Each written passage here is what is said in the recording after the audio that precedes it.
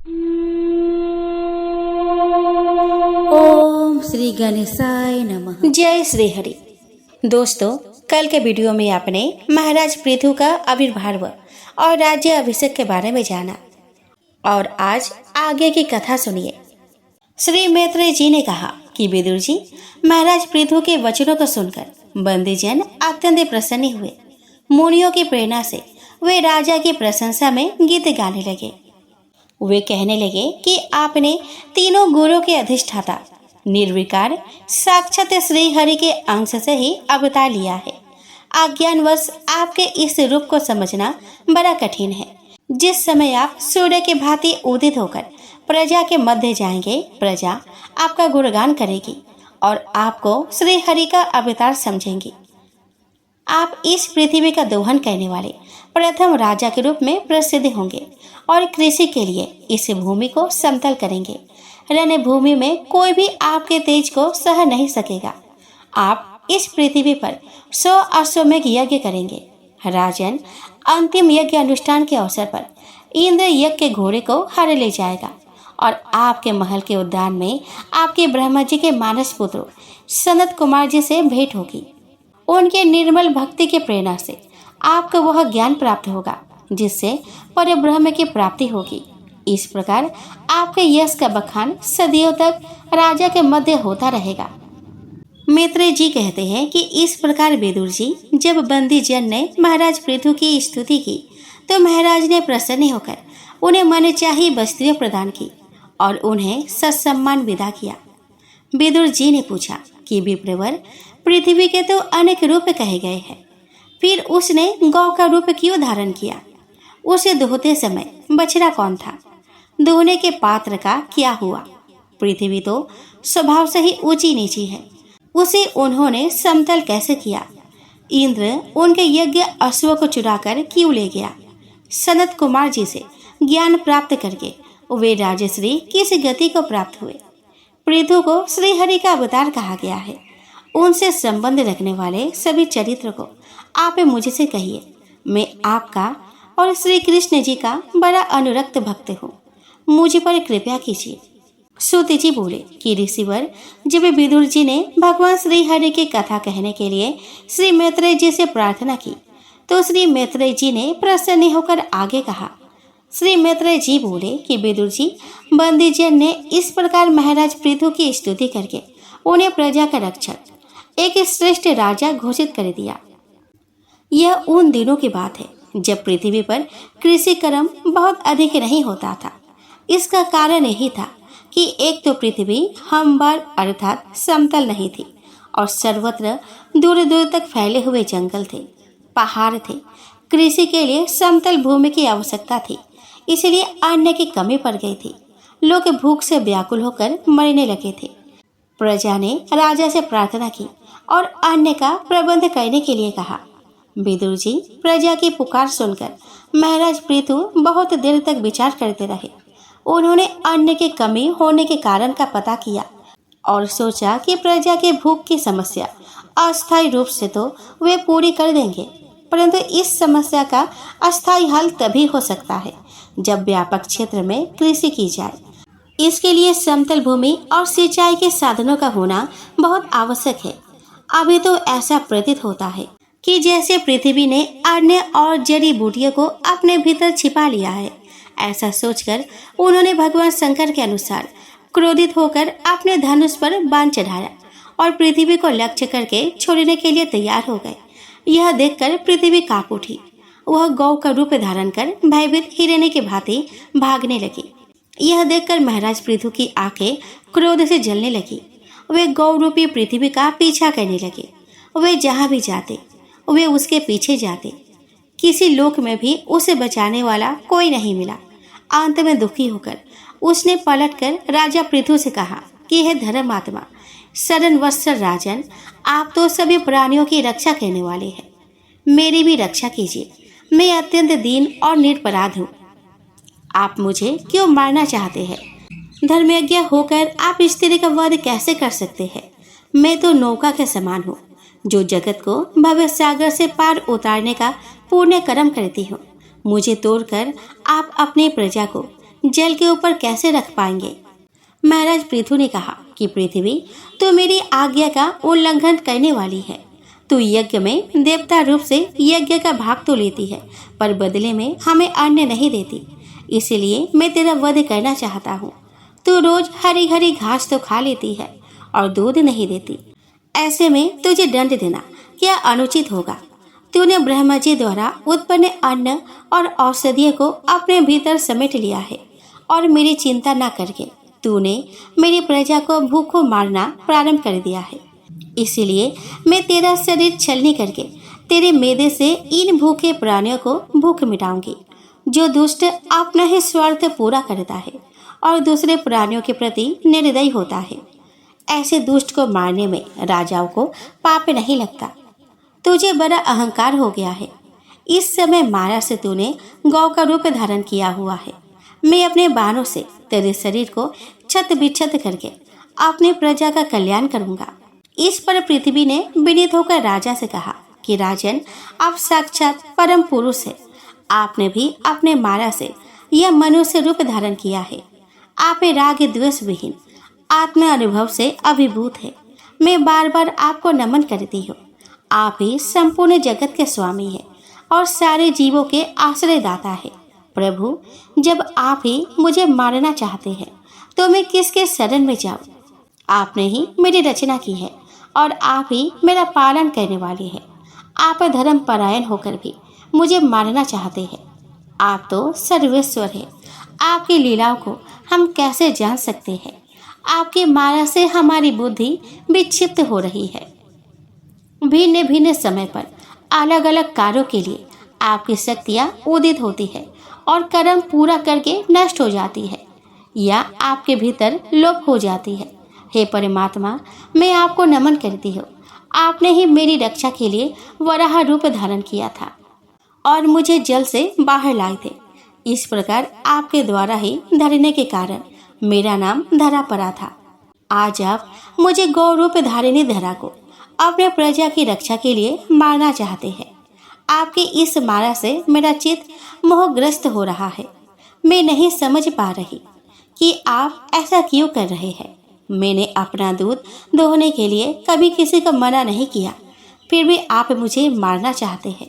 श्री मैत्रेय जी ने कहा कि विदुर जी, गौ रूपी पृथ्वी ने जब राजा पृथु से ऐसा कहा तो उनका क्रोध शांत हो गया। पृथ्वी ने उनसे कहा कि राजन, बुद्धिमान लोग भ्रमर की भांति सभी फूलों के रस ग्रहण करते हैं। तत्वदर्शी मुनियों ने जगत के प्राणियों के पोषण के लिए कृषि, अग्निहोत्र, मांस भक्षण आदि अनेकानेक उपाय सुझाए हैं। उन आप्त ऋषियों द्वारा बताए उपायों का आज तो भी पुरुष अपने पुरुषार्थ से दोहन करता है। उन आप्त ऋषियों द्वारा बताए गए उपायों का आज जो भी पुरुष अपने पुरुषार्थ से दोहन करता है वह कभी भूखा नहीं मरता, परंतु जो व्यक्ति उनके बताए गए उपायों का प्रयोग न करके आलस्यवश कल्पित संसाधनों का प्रयोग करता है वह भूखा ही मरता है। उसके सारे कार्य निष्फल हो जाते हैं। राजन, पूर्व काल में ब्रह्मा जी ने जिस धान्य आदि को उत्पन्न किया था उसे यम नियमों तथा व्रतों का पालन न करने वाले दुराचारी लोग खा जाते हैं। हे लोक रक्षक राजन, आप लोगों ने भी मेरा आदर करना छोड़ दिया है। इसीलिए सभी राजा लोग चोरों के समान हो गए हैं। इसीलिए मैंने अपने गर्भ में अन्न और यज्ञ के लिए औषधियों को छिपा लिया है। अधिक काल तक मेरे उदर में पड़े हुए वे धन्य जीर्ण हो गए हैं। आप यदि चाहे तो पूर्व उपायों के अनुसार उन्हें पुनः निकाल लीजिए। हे लोकपाल, यदि आपको समस्त प्राणियों की रक्षा और उनकी पोषण की इतनी ही चिंता है तो आपको मेरे योग्य बछड़ा, दोहन पात्र और मेरा दूध दोहन करने की व्यवस्था करनी होगी।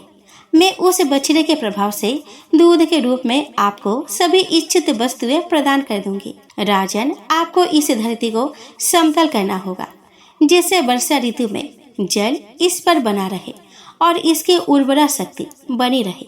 मेरे भीतर की आर्द्रता सूखने न पाए। यही आपके लिए मंगलकारी होगा। विदुर जी, पृथ्वी के इन हितकारी वचनों को सुनकर महाराज पृथु ने मनु को बछड़ा बनाया और स्वयं गौ रूपी पृथ्वी के नीचे बैठकर उसके थनों से दूध रूपी धान्य को दूह लिया। राजा पृथु ने सर्वप्रथम व्यापक रूप से पृथ्वी को कृषि योग्य बनाया था, इसीलिए धरा का नाम उनके नाम पर पृथु पर ही पृथ्वी पड़ा था।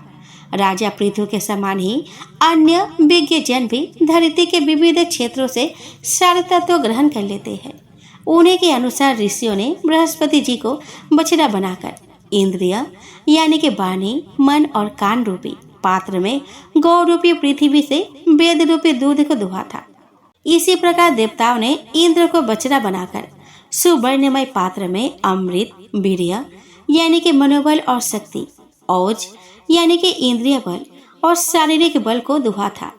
दैत्यों और दानव ने असुर श्रेष्ठ प्रहलाद को बछड़ा बनाकर लोहे के पात्र में मदिरा, आसव रूपी दूध दुहा था।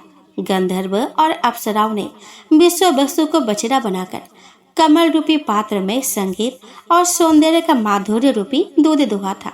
श्राद्ध के हेतु पितृगण ने आर्यमा नाम के पितृ को बछड़ा बनाकर मिट्टी के कच्चे पात्र में पितरों को दिए जाने वाला अन्न दूध के रूप में दुहा था। सिद्धों ने कपिल मुनि को बछड़ा बनाकर आकाश रूपी पात्र में अरिमा आदि अष्ट सिद्धियों को दुहा था तथा विद्याधरों ने आकाश गमन की विद्या को दुहा था। मायावी पुरुषों ने माया दानव को बछड़ा बनाकर अंतर्धान होने तथा विचित्र रूप धारण करने वाले मायावी पुरुष ने माया दानव को बछड़ा बनाकर अंतर्धान होने तथा विचित्र रूप धारण करने की कला को दुहा था। इसी प्रकार यक्ष राक्षसों तथा भूत पिशाच आदि ने भूतनाथ रुद्र को बछड़ा बनाकर कपाल रूपी पात्र में रुधिर रूपी दूध को दुहा था। सांप, नाग और बिच्छू आदि विषैली जंतुओं ने तक्षक को बछड़ा बनाकर मुख रूपी पात्र में विष रूपी दूध को दुहा था। पशुओं ने भगवान रुद्र के वाहन बैल को बछड़ा बनाकर वन रूपी पात्र में तृण रूपी दूध को दुहा था। मांस भक्षी जीवों ने सिंह को बछड़ा बनाकर अपने शरीर रूपी पात्र में कच्चे मांस के रूप में दूध को दुहा था तथा गरुड़ जी को बछड़ा बनाकर पक्षियों ने कीट पतंग आदि चर अचर फलों और पदार्थों को दुग्ध के रूप में दुहा था।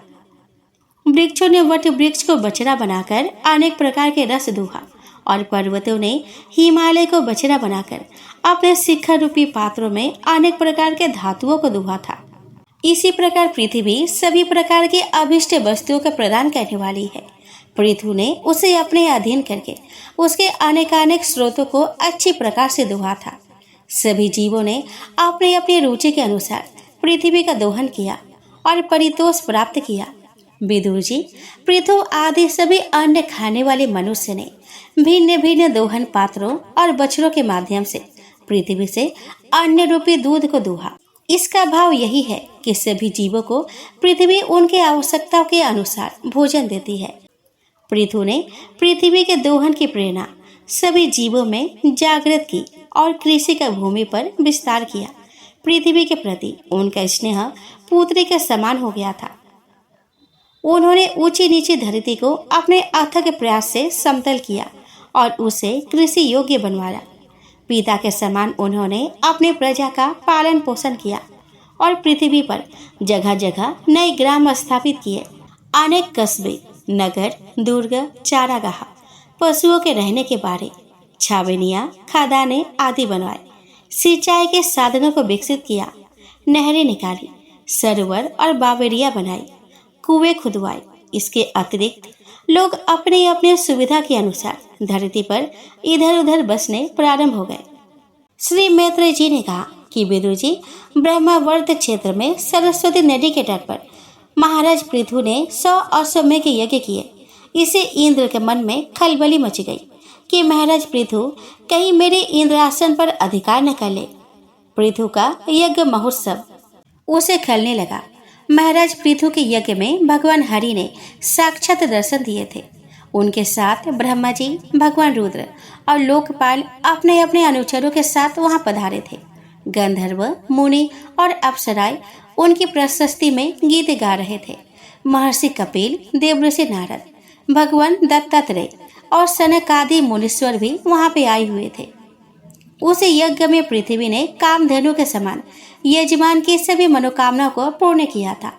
दूध, दही, फल फूल और पवित्र जल तथा अन्य आदि की वहाँ कोई कमी नहीं थी।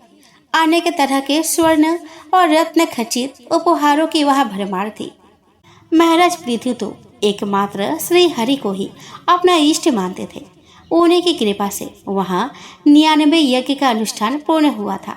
देवराज इंद्र ने 100वें यज्ञ महोत्सव में विघ्न डालने का प्रयास किया। जिस समय महाराज पृथु यज्ञपति के अंतिम आराधना कर रहे थे, उस समय इंद्र ने साधु वेश में यज्ञ का अश्व चुरा लिया। वो धर्मात्मा साधु का वेश धारण करके वहां पे आया था, इसीलिए सभी ने उसे धर्मात्मा समझकर उस पर शक नहीं किया और वह घोड़ा चुराकर बड़े वेग से आकाश मार्ग से जाने लगा। उसी समय भगवान अत्रि मुनि की दृष्टि उस पर पड़ गई। उनके कहने पर महाराज पृथु का पुत्र इंद्र को मारने उसके पीछे दौड़ा और उसे ललकारा कि अरे खरा रहा दुष्ट, तो मुझसे युद्ध किए बिना यज्ञ का अवसर नहीं ले जा सकता। देवराज इंद्र ने पृथु के पुत्र को अपनी ओर आते देखा तो वह घोड़े को वही छोड़ अंतर्ध्यान हो गया। पृथु पुत्र घोड़े को लेकर यज्ञशाला में लौट आया। ऋषियों ने उसकी वीरता देखकर उसका नाम विजिताश्व रख दिया। यज्ञ पशु के खंभे से बांध दिया गया। तभी इंद्र ने अपनी माया से घोर अंधकार फैला दिया। फिर वहां आया और उस अंधकार का लाभ उठाकर घोड़े को पुनः ले गया। अत्रि मुनि ने फिर उसे आकाश मार्ग से जाते हुए देखा। पृथु पुत्र इस बार धनुष पर बाण चढ़ाकर उसकी ओर छोड़ा तो इंद्र घोड़े को छोड़कर फिर से अंतर्ध्यान हो गया। इस बार भी विजिताश्व घोड़े को लेकर यज्ञशाला में लौट आया। उस समय इंद्र ने यज्ञ अश्व को चुराने के लिए अनेक बार जो जो पाखंडी रूप धारण किए वे सभी पाखंड कहलाए। लोग प्रायः इन रूपों में आसक्त होकर अपना अनर्थ कर बैठते हैं। जब महाराज पृथु को इंद्र के इस पाखंड का पता चला तो उन्हें बड़ा क्रोध आया। वे उसे मारने के लिए तैयार हुए, किंतु मुनियों ने उन्हें रोक लिया और अपने तेज से आह्वान करके इंद्र को वही यज्ञशाला में बुला लिया। तब ब्रह्मा जी ने इंद्र के लिए कहा कि यह तो भगवान का ही रूप है, इसे दंड देना उचित नहीं है। पृथु के इस यज्ञ में विघ्न डालने के लिए इंद्र ने जो पाखंड फैलाया है वो धर्म का नाश करने वाला है। तुम्हें इंद्र का नहीं, उस पाखंड का नाश करना चाहिए। महाराज पृथु, आप तो मोक्ष धर्म को जानने वाले हैं, अतः अब आपको यज्ञ अनुष्ठानों की आवश्यकता नहीं। आप अपने 99 यज्ञ ही रहने दो। आपकी और इंद्र की पवित्र कीर्ति भगवान श्री हरि के शरीर है, इनमें कोई भेद नहीं है, इसलिए इंद्र पर आपका क्रोध करना उचित नहीं है। महाराज पृथु, आपका यह 100वां यज्ञ निर्विघ्न समाप्त नहीं हुआ, इसके लिए आपको चिंता करने की आवश्यकता नहीं है। इस यज्ञ को यही समाप्त कर दीजिए, क्योंकि इसी के कारण इंद्र के विविध वेशों से चलाए हुए पाखंडों से धर्म का नाश हो रहा है। आप उन्हीं पाखंडों को नष्ट कीजिए, क्योंकि ये पाखंड ही अधर्म की जननी है। उदाहरण के रूप में कपालिक, तांत्रिक, अघोरी, साधु आदि के वेश पाखंड के ही रूप है। इनसे सदैव बचना चाहिए। विदुर जी, इस प्रकार ब्रह्मा जी के उपदेश से पराक्रमी पृथु ने यज्ञ का आग्रह छोड़ दिया और इंद्र से संधि कर ली। उसके उपरांत महाराज पृथु ने सभी ब्राह्मणों को प्रचुर दान दक्षिणा आदि देकर विदा किया। सभी ने महाराज पृथु को आशीर्वाद देकर अपने अपने घरों की राह ली। श्री मैत्रेय जी ने कहा कि विदुर जी, महाराज पृथु के 99 यज्ञों से यज्ञ पुरुष भगवान विष्णु को बड़ा संतोष हुआ। उन्होंने इंद्र सहित वहां उपस्थित होकर पृथु से कहा, राजन, इंद्र ने तुम्हारे 100 यज्ञ पूरे नहीं होने दिए और उसमें विघ्न डाला। अब ये इसके लिए क्षमा चाहते हैं, उन्हें क्षमा कर दो, क्योंकि जो श्रेष्ठ मनुष्य होते हैं वे सद्बुद्धि धारण करने वाले होते हैं। वे दूसरों से द्रोह नहीं करते। वे जानते हैं कि यह शरीर नश्वर है और आत्मा नहीं। यदि तुम जैसे लोग भी मेरे माया से वशीभूत हो जाएंगे तो सारा किया धरा व्यर्थ हो जाएगा। ज्ञानी पुरुष शरीर को वासना, कर्मों का पुतला और अज्ञानी समझकर कभी इसमें आसक्त नहीं होंगे। विदुर जी, इस प्रकार भगवान श्री विष्णु के मधुर वचन सुनकर महाराज पृथु ने इंद्र को क्षमा कर दिया और उसे अपने हृदय से लगा लिया। उन्होंने अपने व्यवहार से उसकी लज्जा को दूर किया और उसे मित्र बना लिया। उसके उपरांत महाराज पृथु ने प्रेम भाव से भगवान विष्णु के चरण कमलों का पूजन किया और उन्हें स्नेहवश अपने पास ही रोक लिया। वे उनके चरण पकड़कर बैठे रहे। उनके मुख से बोल नहीं फूट रहे थे, केवल प्रेम अश्रुओं से ही वे उनके चरण पखारते रहे। बहुत समय बीत जाने पर भगवान श्री हरि ने अपना हाथ राजा पृथु के शीश पर रखा तो उनका बोल निकल पड़ा। महाराज पृथु बोले कि हे दीनानाथ, हे मोक्ष देने वाले भगवान श्री हरि, आप वर देने में समर्थ है। कोई भी बुद्धिमान पुरुष आपसे अनेक प्रकार के भौतिक सुखों को मांग सकता है। मुझे ऐसा कोई सुख नहीं चाहिए। मुझे तो मोक्ष की भी कामना नहीं है। मुझे तो बस आप 10,000 कान दे दीजिए, जिनसे मैं आपके लीलामय गुरु को सुन सकूं। विदुर जी, इस प्रकार महाराज पृथु ने भगवान श्री हरि से प्रार्थना की तो उन्होंने उसे आशीर्वाद देकर कहा कि जो पुरुष मुझ में भक्ति भाव रखता है और मेरे आदेशों का पालन करता है, उसका सदैव कल्याण होता है। विदुर जी, भगवान श्री हरि के वचनों का महाराज पृथु ने पूरी तरह पालन किया। पृथु ने उनकी यथोचित पूजा अर्चना की तो प्रभु उन्हें आशीष देकर वहां से अपने वैकुंठ धाम को चले गए और पृथु भी हर्षित होकर अपनी राजधानी लौट आए।